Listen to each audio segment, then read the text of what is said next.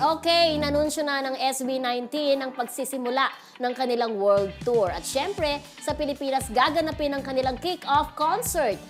Bongga nga dahil may this year na raw ito, ha, Rodel. More than 10 bansa nga ang kanilang haharanahin. At pakikitaan ng exceptional talents. Kaya naman ang 18s all over the world excited na rito. Ano masasabi mo? Ito, buhay na after Bini. Ito naman sila, di ba? Actually, talagang ang SB19, each one of them, may kanya-kanya silang career. Very successful ang career nila. Ako, sinasabi diba? ko, natutuwa ako sa SB19 Yes. dahil syempre sumikat sila, hindi lamang dito sa Pilipinas. Maging sa ibang maging bansa, sa lalo na yung ibang gento, bansa. diba? Pero sana, meron, ewan ko ha, siguro naintindihan mo ako, di ba?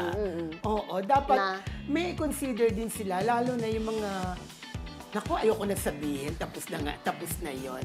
Pero Alin? yung Alin? saan, Mababas ka.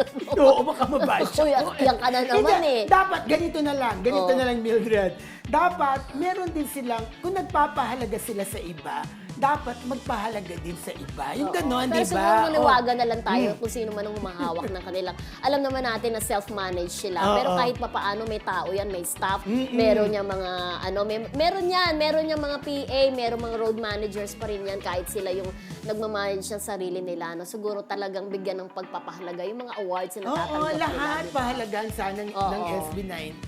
Correct. Kasi sa totoo lang, napakalaki talaga ng naging contribution ninyo sa international Yes, bilang mga Pinoy Kayo sila. ang nagbukas ng pinto. Although, yan na naman we meron have to na be careful. nagbukas, May nagbukas na naman na sila Charis, sila Lea Lea Salonga. Salonga. Hindi, to be safe na lang, kayo ang nagbukas na Muli. grupo. Uli. Grupo na lang. Oo. O, di ba?